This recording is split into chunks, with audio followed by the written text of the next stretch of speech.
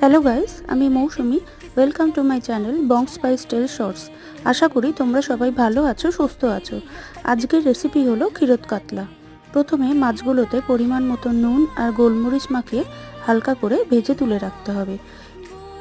এবার ওই তেলের মধ্যে গোটা গরম মশলা ফোড়ন দিয়ে টমেটো আর নুন দিয়ে ঢাকা দিয়ে দিতে হবে। এবার ঢাকা খুলে টমেটোটা নরম হয়ে গেলে এর মধ্যে আদা, ধনে গুঁড়ো, জিরে গুঁড়ো, নুন আর গোলমরিচ গুঁড়ো আর তার সাথে অল্প জল দিয়ে কষিয়ে নিতে হবে ভালো করে। এরপর 1 কাপ দুধের মধ্যে 1 চামচ ময়দা গুলে এর মধ্যে দিয়ে দেব। এবার কয়েকটা কাঁচা লঙ্কা আর ভাজা মাছগুলো দিয়ে ঝোলটা ফুটতে দিতে হবে।